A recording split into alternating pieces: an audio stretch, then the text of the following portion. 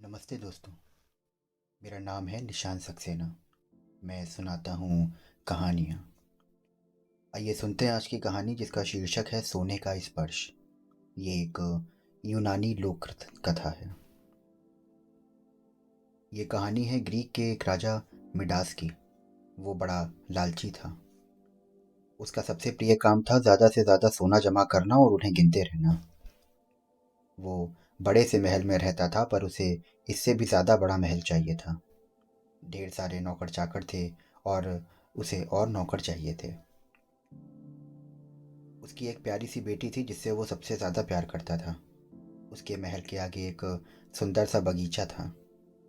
उसकी बेटी को उस बगीचे में खेलना कूदना बहुत पसंद था। सुंदर सुंदर फल फूल उसे बड़े अच्छे लगते थे। पर मिडास जब भी उन्हें ये देखता तो वो ये सोचता कि अगर ये सब सोने के होते तो कितना अच्छा होता। दिन का ज़्यादा समय वो अपने खजाने में ही बिताता और सोचता रहता कि किसी तरीके से ये कहाँ खजाना और बढ़ जाए। एक दिन उसके सामने एक देवता प्रकट हो गए। उन्होंने पूछा, मिडास, इतना सब कुछ है तो तुम्हारे पास, फिर भी तुम दुखी क्यों रहते हो? मिडास ने हाथ जोड़कर कहा, क्योंकि मैं और ज्यादा पाना चाहता हूँ। देवता ने फिर से पूछा, ठीक है, फिर मांगो, तुम्हें और क्या चाहिए? देवता की बात सुनकर मिडास बहुत खुश हुआ। वो सोचने लगा कि वो देवता से ऐसा क्या मांगे जिससे ज़्यादा से ज़्यादा फायदा हो। थोड़ी देर बाद दिमाग की घोड़े दौड़ाने पर वो बोला, मुझे तो बहुत ज़्यादा चाहिए। क्या ऐसा हो सकता है कि मैं जिस सामान को छूं वो सोने में तब्दील हो जाए? देवता ने उससे कहा कि बिल्कुल हो सकता है। अगर तुम यही चाहते हो तो ठीक है। कल सुबह जब तुम सोकर उठोगे और उसके बाद जो भी स्पर्श करोगे वो सोने में बदल जाएगा। ये कहकर देवता गायब हो गए। मिडास को अपने कानों पर अभी भी जो उसने देखा वो यकीन ना हो रहा था। एक देवता उसे इतना बड़ा वरदान देकर गए थे और उसे ये देखने की बड़ी उत्तेजना हो रही थी। उसे तो उस पूरी रात नींद ही ना आई। उसे लग रहा था कि कब सवेरा हो और हर चीज़ को छू छू कर सोने का बना दे। सोने का महल, सोने का बगीचा, सब कुछ। चारों तरफ सोना ही सोना होगा और वो दुनिया का सबसे अमीर आदमी बन जाएगा। बहुत देर तक ये सब सपने बुनने के बाद में उसे आखिरकार नींद आ गई। सुबह जैसे ही उसकी आंख खुली उसे देवता की बात याद आई। वो उठने लगा तो उसका पलंग सोने का बन गया। ये देखकर तो वो खुशी से उछल पड़ा। वो दौड़ दौड़ कर अपने कमरे में रखी हर चीज़ को छूने लगा और पल भर में ही हर चीज़ सोने में बदलकर जगमगाने लगी। वो तो पागल हो गया। उसका पूरा महल सोने का हो गया और वो खुशी से ठहाके लगाने लगा। मैं बन गया दुनिया का सबसे अमीर आदमी।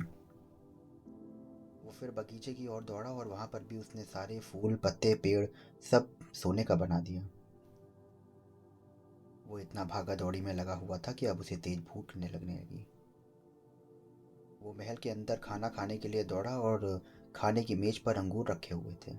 जैसे ही उसने वो अंगूर अपने मुंह में डाला तो वो सोने का बन गया। उसके दांत टूटते टूटते बचे। अब वो कुछ भी खाने की कोशिश करता तो वो सोने में बदल जाता। फिर उसने पानी पीने की कोशिश की तो जैसे ही उसके मुंह में पिघला हुआ सोना चला गया। अब वो ये सोचकर दुखी हो गया कि वो खाना कैसे खाए। तभी बाहर से उसकी बेटी रोती हुई आई। पिताजी, मेरा प्यारा सुंदर बगीचा पूरा बर्बाद हो गया। फूल पत्ते अब कुछ भी नहीं है, सब पीला और सख्त है। ये कहती हुई वो रोते रोते आई और मिडास के गले लग गई। वो कुछ बोल पाता इससे पहले ही उसकी प्यारी बेटी उसकी आंखों के सामने सोने की बन गई। ये देखकर मिडास फूट फूट कर रोने लगा और चीखते हुए बोला, हे देवता, मुझे ये वरदान नहीं चाहिए। कृपा करके इसे वापस ले लो। इस तरह से वो बहुत देर तक रोता रहा और देवता को याद करता रहा। देवता फिर उसके सामने प्रकट हुए और उसके महल के पास जाकर बोले कि तुम अपने नदी में जाके नहा लो और उस वक्त ये वरदान तुम्हारे पास से खत्म हो जाएगा। वो ऐसे ही गया और जाके उसने पूरे शरीर को अच्छे तरीके से नहलाया। वापस आने पर वो उसने देखा कि सब कुछ पहले जैसा हो गया है। उसकी जीती जागती बेटी उसे अंदर से आती नजर आई। उसकी आंखों में खुशी के आंसू आ गए। उसने सबक सीख लिया था कि लालच बहुत बुरी बला है, और ये भी कि रंग बिरंगी दुनिया और प्यार सोने से अधिक मूल्यवान नहीं है। तो दोस्तों, ये थी आज की कहानी। आशा करता हूँ कि आपको ये कहानी बहुत पसंद आई होगी।